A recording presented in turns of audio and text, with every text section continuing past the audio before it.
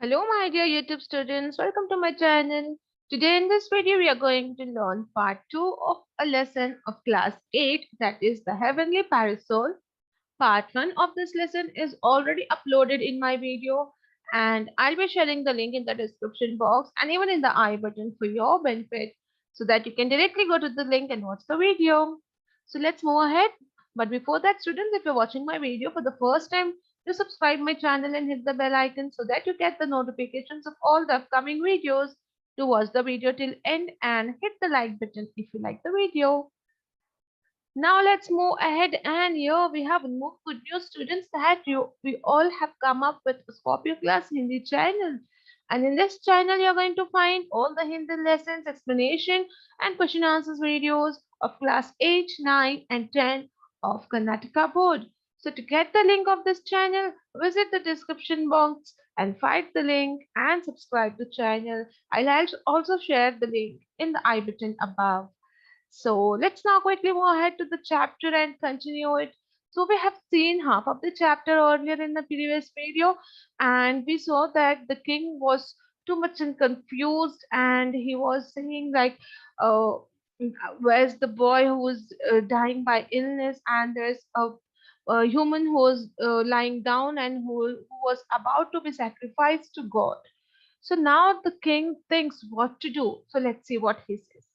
So the king glanced towards a bundle on the temple porch and presumed it to be the sacrificed boy.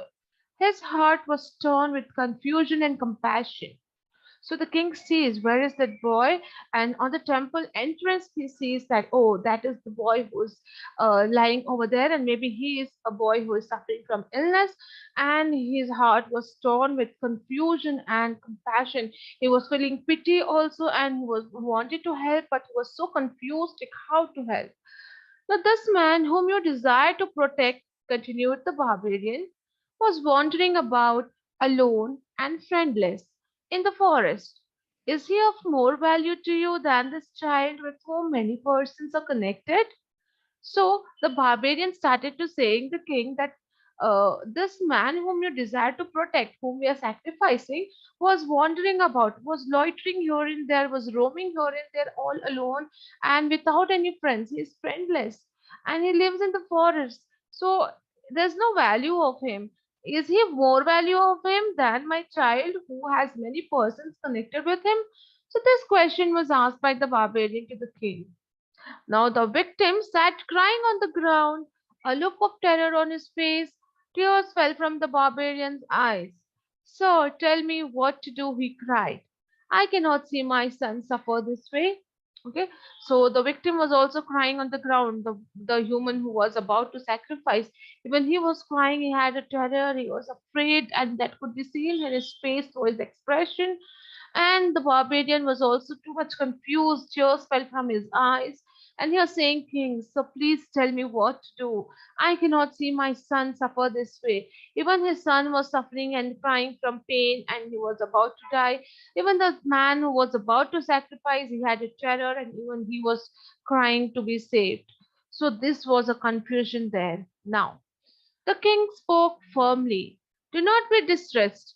I will save your son as well as this victim. I offer my body in sacrifice to Chandika. Kill me, O barbarian. May these two persons live. So King very boldly and firmly he said, he made a decision and he said, do not be tensed or distressed, or do not take so much of tension in you. The thing is that I will save your son also and that victim also. Both of them will be saved. But here I offer my body in sacrifice to Chandika, the Lord. Okay. So you can kill me, O barbarian, and let these two persons live. So when King said this, let's see what Barbarian did. The barbarian, struggling between incredulity and fear, took a step backwards.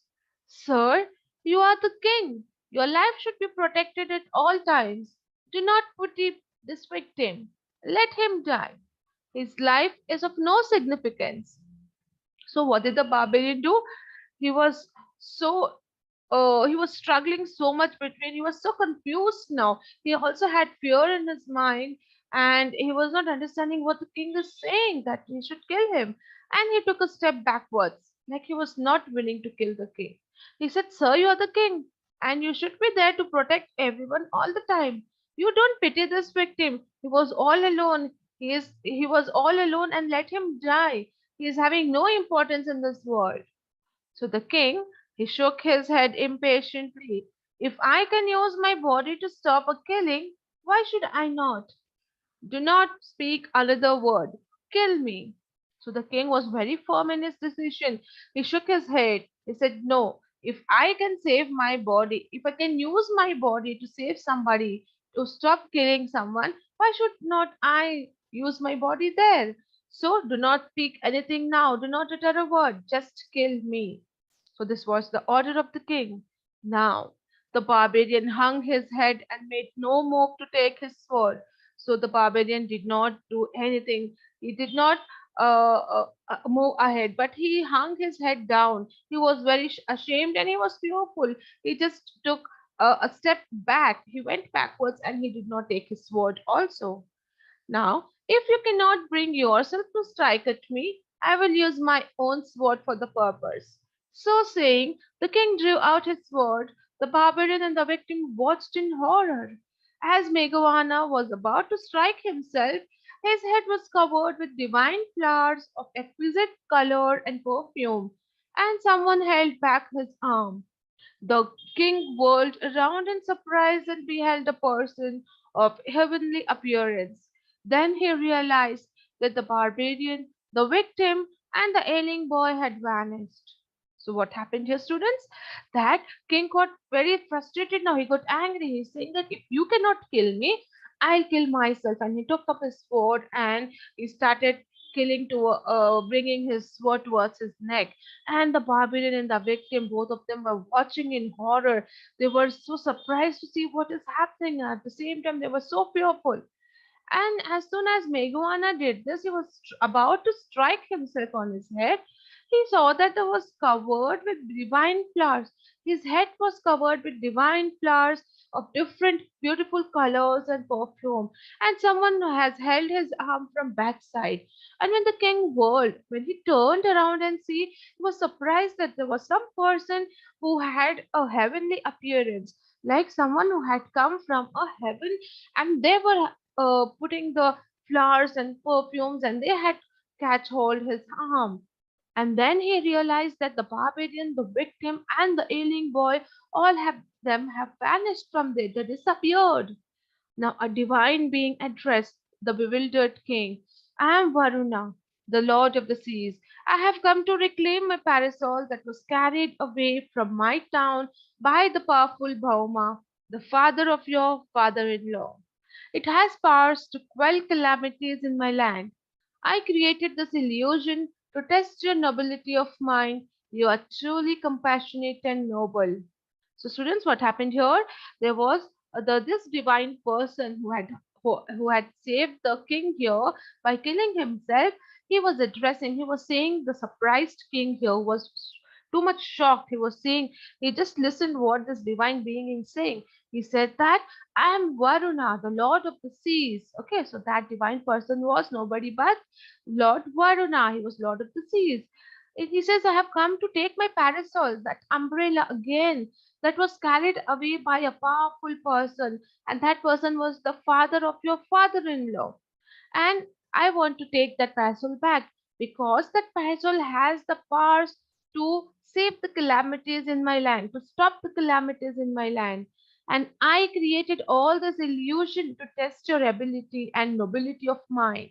Okay, so Lord Varuna is saying all these things, the barbarian, the victim, and the ailed boy, that was created by me. It was a fake one, it was just an illusion for you, and it was a test for you to check whether you are a noble person or not. But you are truly compassionate and noble. You're truly helpful. You're kind-hearted. So this words were said by Lord Varuna to the king Meghavahana here. Okay, then Meghavahana bowed before the divine being and returned the parasol reverently to him. Then he asked hesitantly, "O Lord, encouraged by your praise, I wish to ask a boon. I need help to cross the waters so that I may conquer this island. Okay. Now Begawana he bowed in front of the Lord and he gave back the parasol immediately. And then he asked the Lord that, oh Lord, I need to cross this river, this water, this sea, and go to that land to conquer. But I'm not having any other option because there is no bridge. So please help me so that I can go that side, cross this water, and conquer that island. So what did Varuna say? Varuna smiled and he said, so be it. When you desire to cross the ocean, I will pull away the water. Then he disappeared with the parasol. So the Varuna, he promised Meghavana that whenever you want to cross the ocean, you go that way. You don't stop. I will pull away the water from above itself. And he disappeared from there with his parasol. The following day, Meghavana assembled his troops on the shore. The water swelled and crashed on the sand, and the soldiers trembled at its might. Meghavana rode forward and plunged into the foaming ocean. All at once the waters parted, and the king, smiling at his troops' astonishment, beckoned them to follow him. In this wondrous manner, Meghavana reached Lanka and won over its king Vibhishana in the form of friendship. Okay, so next day itself, Meghavana, along with his troops, along with his army, came there near the shore, and there was a big ocean filled with water crashing on the sand. And he started his move. He moved forward and he jumped into the ocean. And all the army members were so astonished and surprised to see that the water parted. It made the way for the king, and it was like a bridge over there. And smilingly, Meghavana said all his members to follow him. And with this wondrous manner, Meghavana at last reached Lanka, the other island where he wanted to go. And there he won over that land by talking to King Vibhishana in the form of friendship. So he did not have any fight or war over there, but with the help of friendship, in a friendly manner, he conquered the island. Then, on returning home, Amritaprabha welcomed him and then looked around in confusion. Where is the parasol, my lord? She asked. It never leaves your side. It was never mine to keep, he answered. Yet the mark of a favor shown to me by its divine owner will guide me through my life. As he spoke, the skies darkened, as if the parasol was casting its shadow over him, even from its heavenly abode. Okay, so when he returned home after having the good friendly relation with Vibhishana and conquering the Lanka, and when he returned home here, Amrita Prabha, his wife, she welcomed him and she asked in confusion, where is your parasol, my lord? So he said, and she also says that it never leaves your side. So where it is gone? He says it was never mine to keep it with myself. And yet the mark of it is always with me. That divine owner has promised me to guide me throughout my life, even when the parasol is not with me or above my head. And as he spoke these words, there was sky which became darkened above there, and as if it was parasol which was casting his shadow over him from the heavens above. So, like this, how the Lord has promised He was helping him and guiding him and giving him shelter and shadow from the heavens. So, this was the story about the heavenly parasol. I hope you all understood the story, the lesson, and if you like the video, do hit the like button and also share with your friends. Do visit the description box for Swap Your Class Hindi channel and subscribe to channel. Stay tuned because we are going to come soon very back with more such videos. So thank you.